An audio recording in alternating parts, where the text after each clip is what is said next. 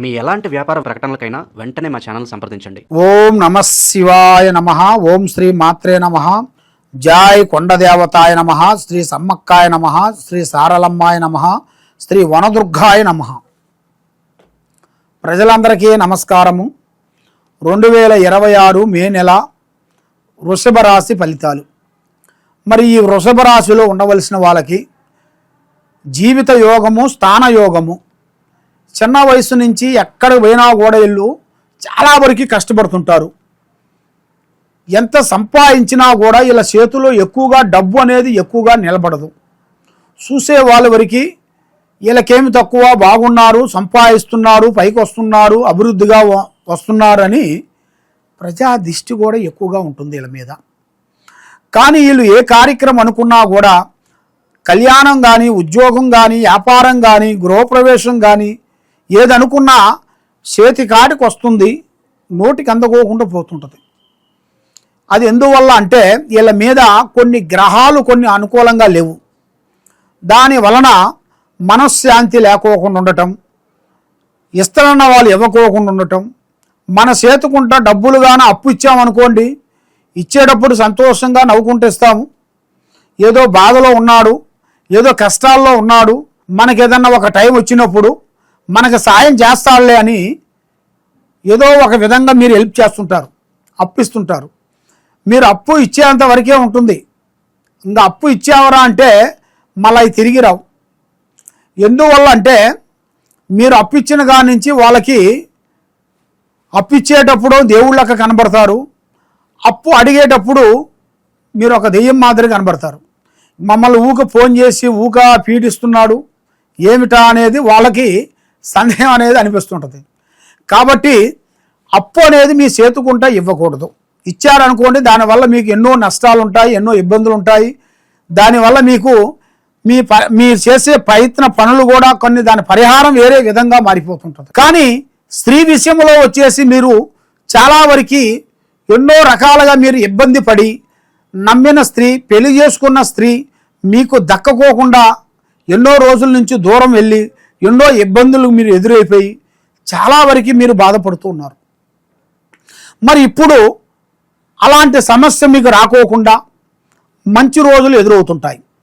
మరి కుటుంబంలో కూడా కుటుంబ బాధ్యతని మొత్తం మీ మీద వేసుకొని, ఈపి మీద వేసుకొని కుటుంబాన్ని గురించి మీరు పడే కష్టము, మీరు పడే బాధ, మీరు పడే వేదన చాలా కఠినంగా ఉంటాయి. కాబట్టి మరి మీరు ఒకరికి మంచి చేస్తే చెడు వచ్చేస్తుంటుంది. మరి స్త్రీ సమస్యలో వచ్చేసి మీకు గొడవలు ఎక్కువగా కనబడుతుంటాయి.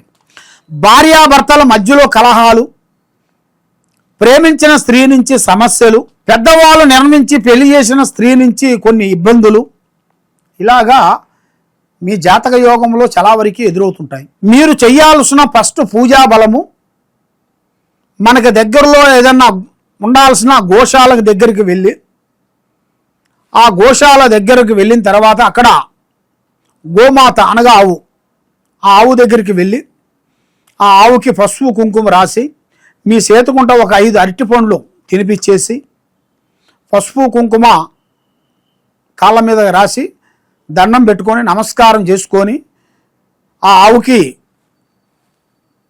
ఏ పదార్థం తింటాదో అక్కడే అమ్ముతుంటారు, ఆ పదార్థాన్ని కొని మీ చేతుకుంటే తినిపించేసి నమస్కారం పెట్టుకొని ఇంటికి వచ్చి మీరు చేయాల్సినగా పూజా బలాలు కానీ, ఉద్యోగాలు కానీ, వ్యాపారాలు కానీ, వ్యవసాయం కానీ, కుటుంబం కానీ, ఎలాంటి పనైనా కానీ ప్రారంభం చేసుకోండి. అప్పుడు మీకు చాలా వరకు అభివృద్ధిగా కలిసి వస్తుంది. సమస్త దోషాలు అనేది పోతాయి. సమస్త దేవుళ్ళు గోమాతలో ఉన్నారు కాబట్టి మీకు సమస్త దోషాలు శాంతమైపోయి మీకు ఉద్యోగాలు కానీ, వ్యాపారంలో కానీ, బిజినెస్లో కానీ, చేసే కార్యక్రమంలో కానీ అభివృద్ధిగా పొందే మార్గాలు కూడా అతి దగ్గరలోనే కనబడుతున్నాయి. చాలామంది మీ గురించి అంతా మంచి చేయాల్సిన వాళ్ళే మీకు చెడు చేస్తుంటారు.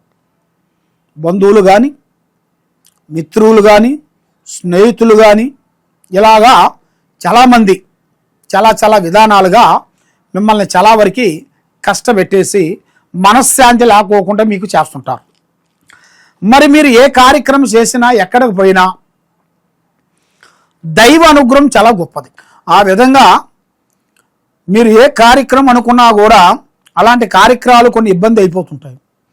మీరు ఒకరిని ప్రేమించారనుకోండి, మరి ఆ ప్రేమ కూడా కళ్యాణ విశేషంలో కూడా మీరు అనుకున్న ప్రేమించిన స్త్రీ మీ మాట ఇన్నట్టుగా విని మీ ఆలోచనలో ఉన్నట్టుగా ఉండి దూరం వెళ్ళిపోతుంటుంది. మరి ప్రేమ అంటే 2 అక్షరాల ప్రేమ. 4 సార్లు పార్కింగ్, 4 సార్లు సినిమాలు పోయి వచ్చినంత వరకు ప్రేమ కాదు. ప్రేమ అంటే ఆ స్త్రీ మనసులో ఉండాల్సింది తెలుసుకోవాల్సింది, పురుషుడు మనసులో ఉండాల్సింది మనం మనసులో ఉండాల్సింది తెలుసుకోవాల్సింది, అదే ప్రేమ. ముందు ఆ అండర్స్టాండింగ్ అనేది రావాలి మనిషికి. ఇద్దరు ఒక ప్రేమికులకి వాళ్ళిద్దరికి మెయిన్గా ఒకరి నుంచి ఒకరికి అసూయ కాకోకుండా, ఒకరి నుంచి ఒకరికి కోపం రాకోకుండా, ఒకరి మనసులో ఒకటి మనసులో ఒకటి, ఇద్దరు మనసులో ఉండాల్సిన ఆ ప్రేమ బంధం అనేది వాళ్ళు మెయిన్గా అర్థం చేసుకోవాలి. ఆ అర్థం చేసుకున్న తర్వాతే వాళ్ళు కళ్యాణం చేసుకున్నా, పెళ్ళిళ్ళు చేసుకున్నా వాళ్ళకి చాలా వరకు బాగుంటుంది. ఒకళ్ళ గురించి ఒకళ్ళ ఎప్పుడు అర్థం చేసుకోకోకుండా ఇక ఇదేలే ప్రేమ అనుకొని వాళ్ళు చేసుకుంటారు. కొంతమంది ఆటోమేటిక్గా ఇది అయిపోయిందిలే, ఇదేలే మాదిగా అనేది వాళ్ళకి తెలుసో తెలియక పెళ్లి చేసుకుంటారు. పెళ్లి చేసుకున్న కాడి నుంచి వాళ్ళ అసలు రూపం బయటకు వస్తుంటుంది. అసలు రూపం అంటే వాడు మనసులో ఏమేమి ఉందో, ఏమేమి చేయాలనుకుంటుంటారో ఆ విధం అనేది ఒక్కొక్కటి బయటికి వెళ్తుంటుంది. కాబట్టి అప్పుడు మీకు బాధాకరంగా ఉంటుంది. ఎందువల్ల అంటే మనం ఇన్ని రోజులని మనం ప్రేమించి పెళ్లి చేసుకున్నది ఇలాంటి మనిషేనా, నేను ఇలాంటి వాళ్ళని నేను ప్రేమించానా, ఎందుకు నేను తొందరపడ్డాను అని చాలామంది చాలా విధానాలుగా కుమిలిపోతుంటారు, చాలా బాధపడుతుంటారు. కాబట్టి మీరు తెలుసుకోవాల్సింది ఏదైనా సరే ముందు జాగ్రత్త మీరు చాలా ఇంపార్టెంటు. కాబట్టి మీరు చేయాల్సిన దైవ బలం ఏమిటంటే శ్రీ వెంకటేశ్వర స్వామిని మీరు పూజించండి, తప్పకుండా మీకు మంచి జరుగుతుంది. కాబట్టి మీరు ఎక్కడెక్కడో పోయి జ్యోతిష్యం చెప్పించుకొని నిరాశ చెంది ఉన్నారు కాబట్టి తప్పకుండా ఈ కింద ఉండాల్సిన నెంబర్కి నాకు ఒకసారి సంప్రదించినట్టుగైతే మీ ఇంట్లో ఏముంది, మీ ఒంట్లో ఏముంది, మీ మీద ఏమేమి జరుగుతుంది, మీ ప్రేమించే స్త్రీ నుంచి ఏమేమి జరుగుతుంది, మరి మీరు చేసే ఉద్యోగ విశేషాల్లో ఏమేమి వస్తుంది, ఏమేమి జరగబోతుంది, మీ ఇంట్లో ఏముంది అనేది, చెడుందా మంచుందా, ఎవరన్నా శాతబడి చేశారా లేదా అనేది కూడా అమ్మవారు అంజనం వేసి మీ పేరు బలంలో చక్ర గణితం వేసి చూసి చెప్పగలుగుతాం. ఏ సమస్యకైనా కూడా ఒక పరిష్కారం మన దగ్గర దొరుకుతుంది. తప్పకుండా మమ్మల్ని సంప్రదించండి. సర్వో జనా సుఖినో భవంతు. ఓం నమః శివాయ నమః.